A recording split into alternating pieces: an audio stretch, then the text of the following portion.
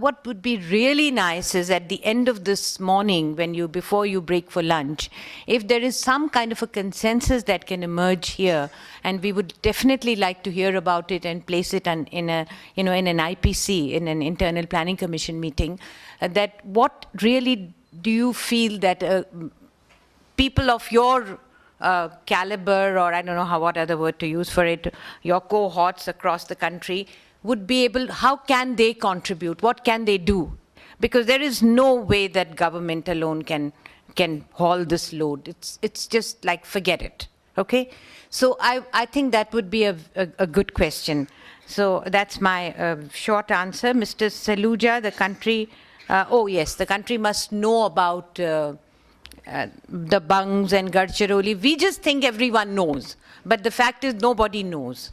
Or if in a country of 1.25 billion people, maybe it's just a minuscule number of people would know something which is happening in this country, all across this country, things that are happening. For example, in areas which are flood prone, youth in those areas, and I'm now thinking of Jalpaiguri district of West Bengal, where young youth have actually volunteered to make groups which warn and help people in case of floods, which warn people and help people in case of animal and elephant attacks. And you know that elephants maul and kill people today at this time as we are talking in places in Jalpaiguri district and other districts of this country. Those kind of heroic things that are done by young people, our demographic dividend, which when it works the other way around, when it works constructively. So I think that really needs to be showcased.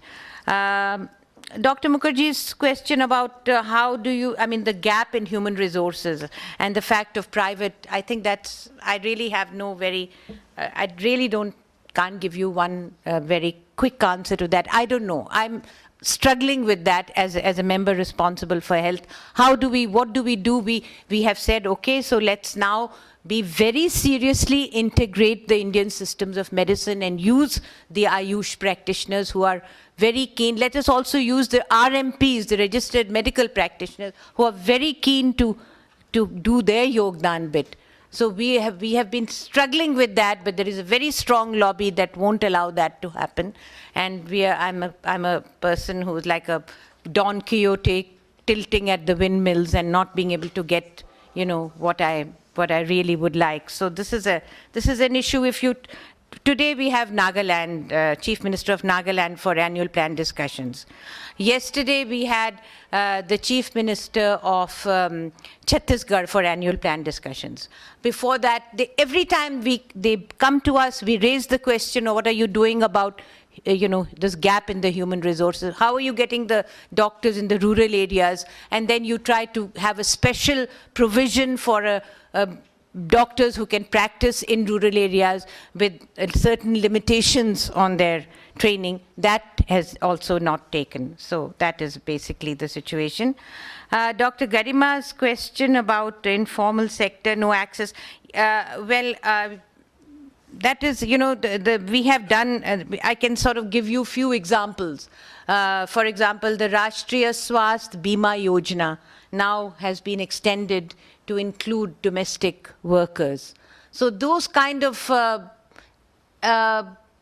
enabling mechanisms have been extended to informal workers. The fact remains that the informal workers, they don't have access, they don't have easy access. There is a huge issue of corruption in issuing of Aadhaar cards, and we read about that all the time.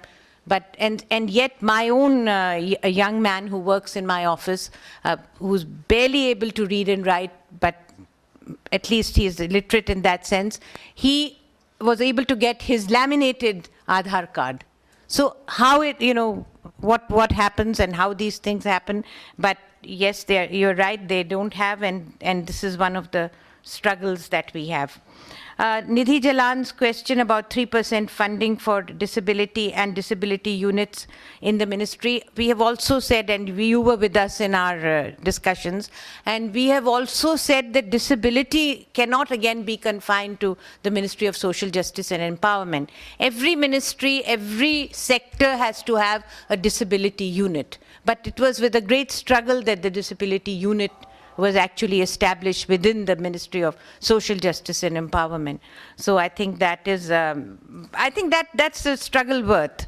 You know, sectoral nature of these social sectors is something which is slowly the recognition is coming, and I think we cannot relent on that, because every sector needs to have a consciousness and some dispensation towards disability. A food security bill, I won't start that. Maybe I'll talk to you because I'll be running out of time and eating into the next session. But I think that's also a question that we could maybe bilaterally speak about it. Thank you.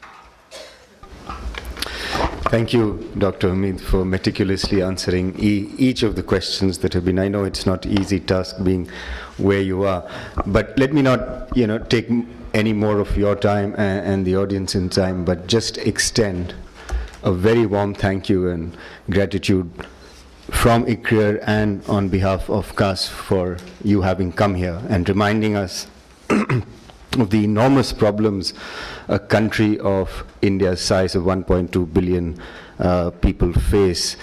One is always overwhelmed by the magnitudes in India, by the sheer size of the problems that we had, and yet Dr. Hamid reminded us of these very, very inspiring stories that are happening at the ground level. And one of the challenges, as she herself pointed out, is how do you scale this up?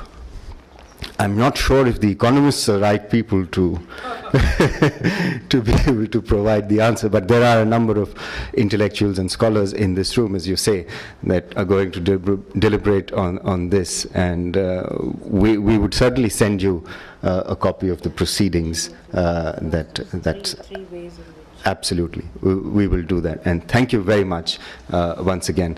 Please join me in giving Dr. Hamid a round of applause.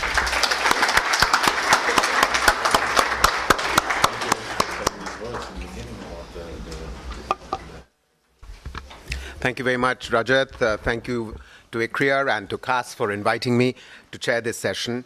I've been allotted 15 minutes here, and actually I'm going to sort of pass, and I will come back to say what I want to say, perhaps towards the end once I've heard others. So what Sonal and I have agreed is that she'll lead off, and then we will have a discussion where the main speakers are Nisha, Amir, and Caitlin. So without any further ado, I'll ask Sonal to start with her presentation. Sonal.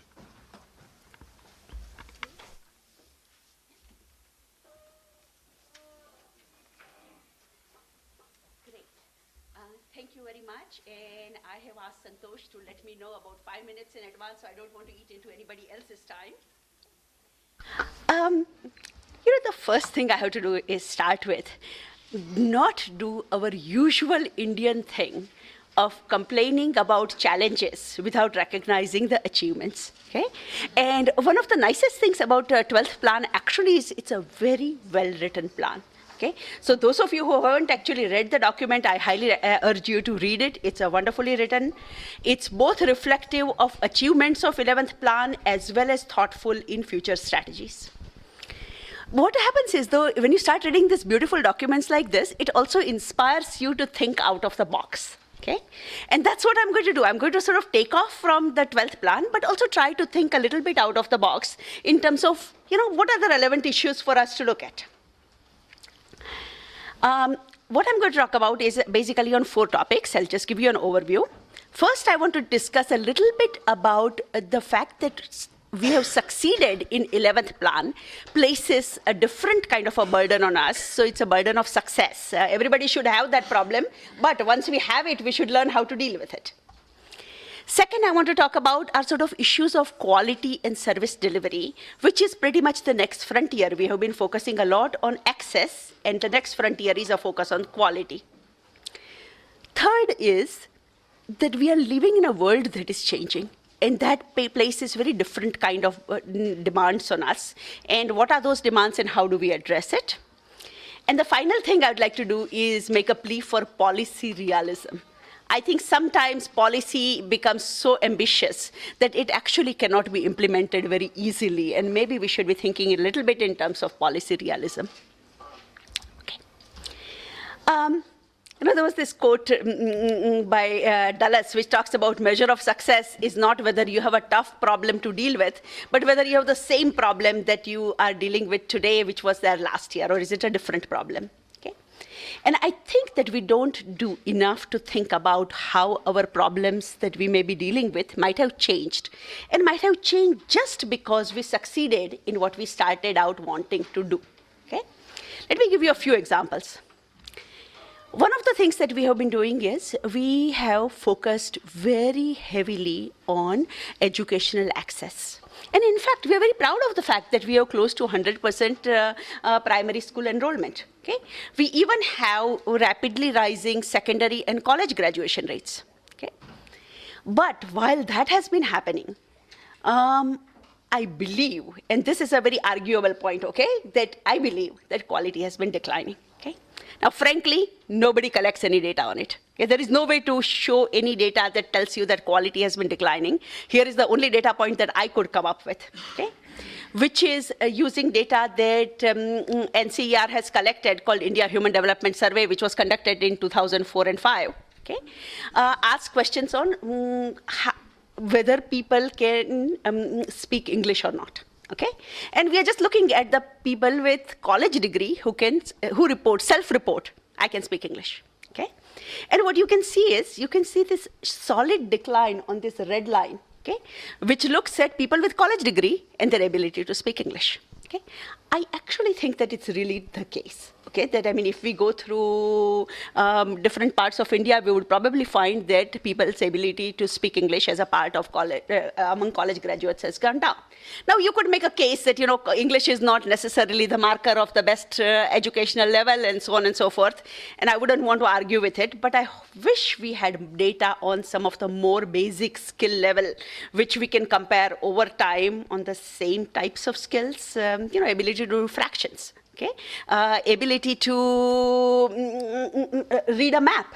Okay, we don't have that data, but what we do see is a very solid decline in English skills. Okay, now part of it is really because of the success of educational expansion. Okay, what has happened is that we have a large proportion of Indian population who now is enrolled in school. And if you are enrolled in school, then you go to secondary school, and then some of them will go to college. Okay? So what's been happening is that there has been a declining gap between different socioeconomic groups, different social groups in school enrollment. Many of them are first-generation learners. Okay? Many of them are going to colleges in small district towns. Okay? We have this hurly-burly growth of private schools and private colleges and a variety of educational institutions, okay, with very little quality control. Okay? So it's not surprising if you actually see a decline in the college graduate output, and it's a desirable thing. Okay, I mean, at some level, it's desirable that there should be more people going to college. Okay, so how do we match these two? That's going to be our next frontier of challenge. Second one is looking at undernutrition. Okay, and if we look at the data from National Family Health Survey 1 and National Family Health Survey 3 between 1992-93 and 2005 and 6. Okay, what we see is that there has been some improvement. Okay. But the improvement has been disproportionately located at the upper end of the socioeconomic stratum. Okay, it's the richer families in which malnutrition has declined. Okay, now again, you could complain about it. Okay, but I'm actually very pleased to see it. Okay, The reason I'm very pleased to see it is that nutrition, it's actually an odd country in which the rich and the poor have very similar levels of malnutrition. Okay? If the rich and the poor have similar levels of malnutrition, what it means is that there is something else out there that is causing malnutrition. Okay? It has nothing to do with sort of food intake. It could be water and sanitation. It could be a disease prevalence. It could be a variety of other things. Okay? So when we move to a social sort of a conditions in which the malnutrition declines among the rich, it actually gives you a cause for hope. Okay? That is a good thing. It's a good thing that at least for some people we have an improvement in nutritional status. The problem is, of course, that then what it happens is that when you're looking at it in terms of future, then you actually have a nutritional inequality. Okay? And how we are going to deal with this nutritional inequality, and there is enough research which shows that nutritional status has actually impact on school achievement, on future productivity, etc., etc. Okay? So now if we're going to be dealing with nutritional inequality, what are we going to do about it? Okay? So that's our sort of a new frontier of challenge. It's a good challenge, but nonetheless it's a challenge. Okay? Third one, okay, of a similar kind is, okay? All of you probably remember this huge unhappiness that we all had when the National Sample Survey results of 2009-10 came out, and there was a decline in female labor force participation. Okay? One of the reasons, not a total reason, but at least one of the reasons for that decline in female labor force participation is increase in women's education. Okay? What we see is that basically, and here are again the data from the same India Human Development Survey. By the way, the reason I keep showing India Human Development Survey data is because that's the work I did. I can pull out tables out of my own work, but I think the same results could be seen in other surveys as well. Okay? Is what you see here is for every level of household income quintile.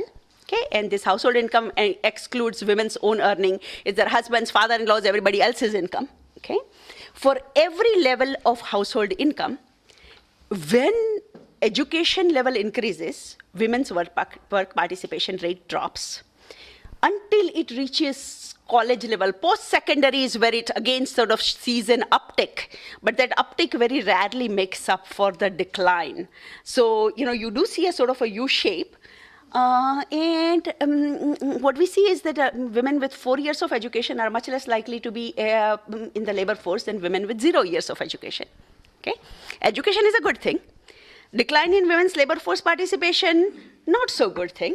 Okay? And what causes it is something that we have very poorly understood. Okay? I think at least part of it is absence of suitable jobs for women with some education. Okay?